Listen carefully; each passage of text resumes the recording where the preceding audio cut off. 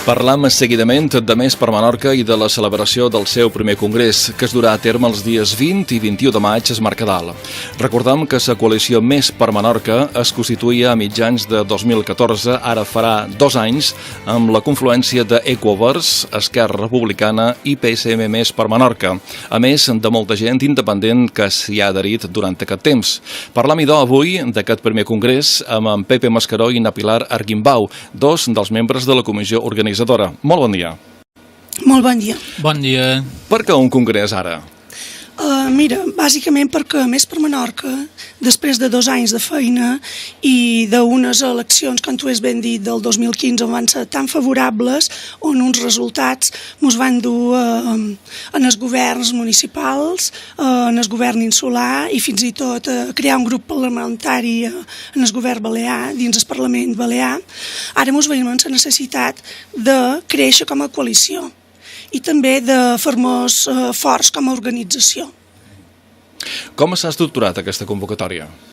Abans, la convocatòria està bastant clara, és a dir, hi ha 2 vertents. Una seria l'elaboració d'un document que hem definit com a la Menorca que volem per al 2025 i l'altra seria 2 ponències que són les que presentam en el Congrés, que és la ponència d'organització i la ponència d'ideari, perquè tots els adherits puguin, en aquestes ponències que se'ls han enviat, presentar unes esmenes i en el Congrés poder-se debatre i arribar a uns acords per definir, que no és que no ho tinguem definit ara, però sí per redefinir aquest ideari de Més per Menorca i aquesta organització que tenim, però la que volem ara per Més per Menorca. I què és el que s'hi decideix en el transcurs d'aquestes jornades? Bé, en aquesta jornada, tal com ha dit en Pepe, el que ens interessa són 3 objectius bàsics. Per una part, definir el que serà la Menorca del 2025. Hem elaborat un document on un grup d'experts, col·laboradors, adherits i gent que ni tan sols pertany a Més per Menorca ens ha ajudat amb uns temes bàsics. Nosaltres volem que aquest ideari sigui el projecte del que nosaltres volem per d'aquí a aquests anys, és a dir, per del 2025. Per altra banda, volem fixar l'ideari del que serà l'organització política. I la tercera cosa, el tercer objectiu, és acordar el model organitzatiu que volem per la nostra organització política. Com ens volem definir exactament, quin tipus de coordinació volem, qui ha de pertànyer als grups executius, tot això ho hem de definir i ho hem de definir per consens i a través de votacions ho durem a terme la finalització del congrés els dies 20 i 21 de maig. Afegir que dins aquest apartat hi ha el document aquest de Menorca 2025 que el vam dividir en 5 blocs, que aquests blocs, hi ha un bloc que és sobirania, marc institucional i participació, un altre bloc que és economia, turisme, comerç, indústria, treball, ocupació i formació, un tercer bloc que és territori, medi ambient i mobilitat, un quart que és salut, benestar social, joventut, esports i cooperació, i el darrer, 5è bloc, és educació, cultura i interculturalitat. Aquest document, és a dir, tots aquests blocs s'han elaborat a partir de documents que ens han aportat adherits, col·laboradors, gent desinteressadament. I aquí s'ha fet aquesta feina de posar tots aquests documents, posar-los en comú i en el congrés serà quan es presentarà el document únic de la Menorca 2025, que és el que volem.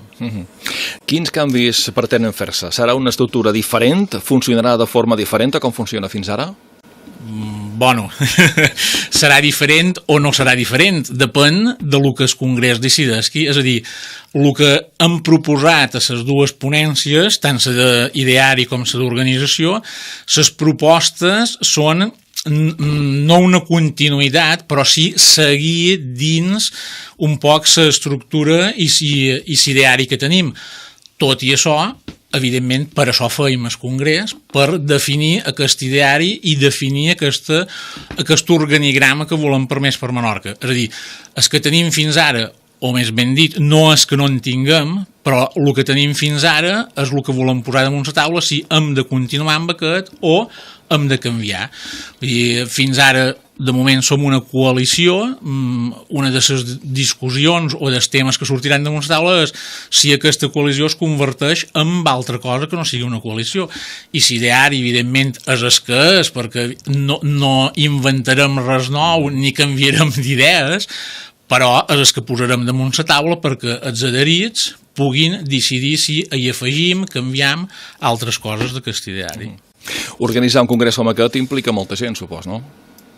Sí, la veritat és que nosaltres el que vam fer des del principi, van començar el procés el mes de setembre i van crear una comissió de congrés. I en aquesta comissió hi participam diverses persones, però a part d'això hem hagut de demanar ajuda a col·laboradors i a gent, com han dit, que ens han ajudat a crear els documents i a crear un poc aquest ideari.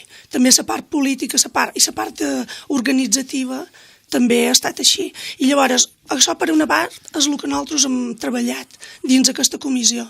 Però per altra banda, la segona part de feina, que implica moltíssima més gent, és la part de col·laboració de tots els adherits i la gent que hi vulgui participar, perquè estem dins aquest procés i en aquest procés ara mateix la gent té tots els documents per poder esmenar, poder fer aportacions, aquí on realment tothom podrà dir la seua per poder arribar en els acords que nosaltres volem per consens. A part d'organitzar un congrés de la seva feina, el que sí m'agradaria és animar a tots els adherits i a tota la gent que vulgui participar en aquest congrés. Les portes estan obertes, els esperam al Mercadal, dia 20 i 21 de maig, i hi ha una sorpresa que és el dissabte fosquet, que és un acte lúdic que convidam a tota la ciutadania de Menorca, que estiguin atents perquè dia 20 a fosquet trobaran les sorpreses al Mercadal.